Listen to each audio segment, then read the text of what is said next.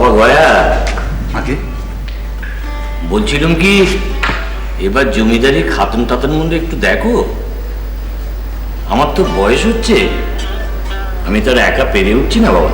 আগে আমি দেখছি বাবা। এই দেখো না, গত ক মাসের আদায় বিদের হিসেব কিছুই কষা হয়নি। হ্যাঁ মানে কি ওই স্যাঙাত আসার পর থেকেই ওর সঙ্গে দিন কাটাচ্ছি, তো তাই সময় হয়ে ওঠেনি। তা কাটো কাটো, তাতে আমি কোনো দোষ দেখি না। ওর সংসর্গ তো দেব সংসর্গ, সবাই মেতেছে, তুমিও মেতেছ, এর জন্য আমি তোমাকে কোনো দোষ দিই না বাবা। তবে হ্যাঁ, ওই রবি ব্রাহ্মণীকে একটু এড়িয়ে চলো, ওকে নিয়ে তো গোলের অন্ত নেই।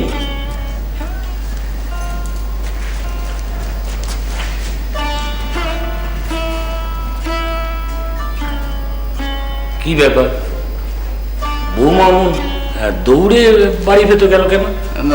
তাই তো আমি একটু দেখে আসছি। না না, থাক থাক থাক, ছেলে মানুষ তো ও একটু দৌড়দৌড়ি করবেই।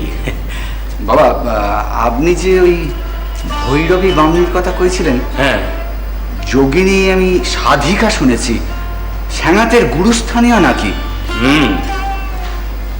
ওর কাছে গদাই তন্ত্র শিক্ষা নিয়ে। বলছিলাম যে উনি ওদের সংসারের কুট কাচারিতে নিজেকে ওরম ভাবে জড়িয়েছেন কেন?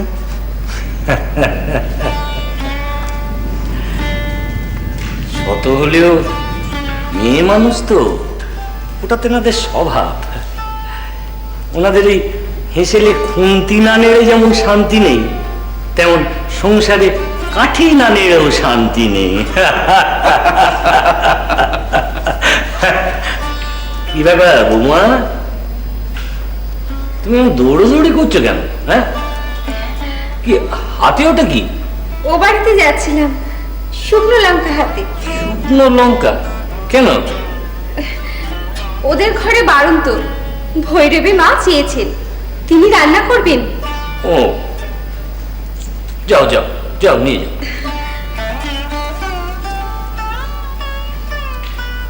হ্যাঁ বাবা গয়া, ওই কি যেন বলছিলাম,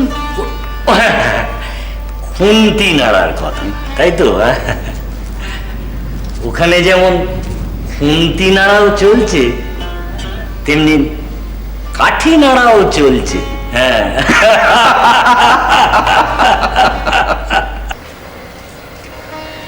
ওই গো, কোথায় গেলে গো? আরে এখনো আসন পাতনি?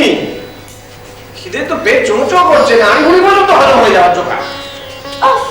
আর পারি না বাবা। কেন গো, রান্না সারা হয়নি এখনো? হচ্ছে, বাড়ি বিয়াক কেলে লোক তো। কি হলো?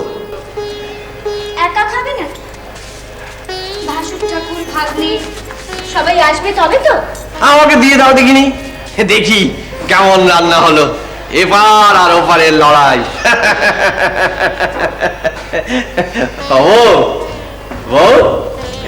তোমার ওই শাশুড়ি আর যা কি হেসেলে মারামারি লাগিয়ে দিল নাকি? সে আবার কি? না, ওই বললো যে এটা কি একটা ফোড়নের ছিঁড়ি, বলে শাশুড়ি গরম খুন্তির একটা ছ্যাঁকা দিয়ে দিল। কি কড়াতে তেল ছেড়ে ফোড়ন নেড়ে এমন ব্যঞ্জন দিল বউ যে ফটাস করে এক চিমটে তেল শাশুড়ির নাকের ডগায়। একবারে জমজমাট। একটারি শুকনো লঙ্কা আনিয়েছে তোমার ওই স্যাঙাতের বাড়ি থেকে, জানো তো? কে? বামনি মা। কেন গো? পদ্মাপাড়ের কচু শাক রান্না হচ্ছে, তা এমন শুকনো লঙ্কা দিয়েছে মনে হচ্ছে যেন লাল শাক রেখেছে। আর বৌঠান? পুঁই ডাঁটার চচ্চড়ি, শুধু চিনি দিচ্ছে আর দিচ্ছে। কি হচ্ছেটা কি বলতো?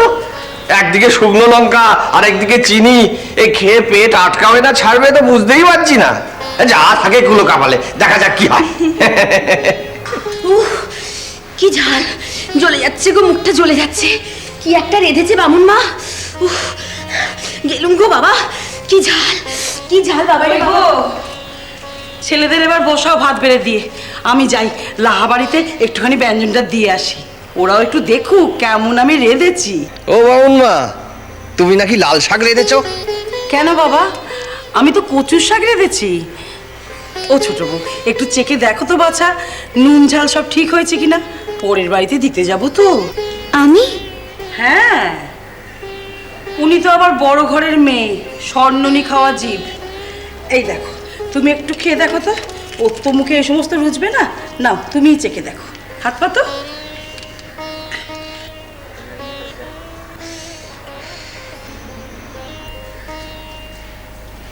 দেখো তো কেমন রেঁধেছি। খাও খাও, খেয়ে নাও, খেয়ে বলো মা দিচ্ছেন, খাও।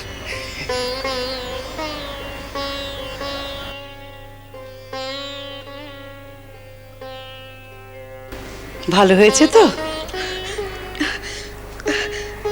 খুব ভালো হয়েছে, বেশ হয়েছে।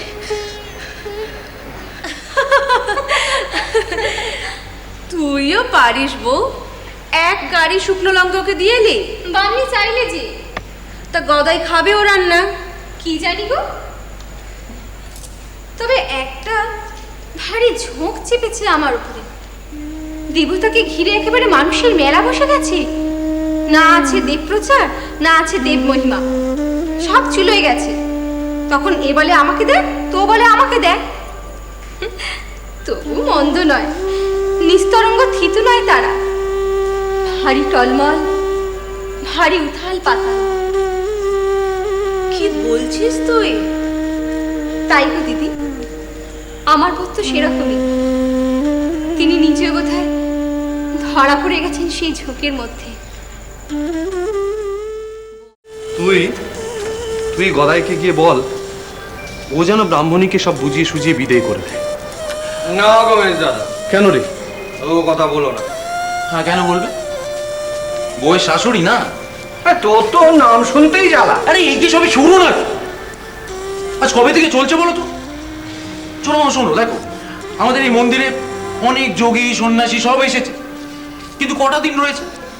আর এটা কি দু একটা দিনের ব্যাপার? ছটা বছর। মায়ের সঙ্গে আমার একটা আলাদা আঁট আছে। আট আছে? আমি না এসব বুঝি না তো, আমি একদম কিচ্ছু বুঝি না এসব।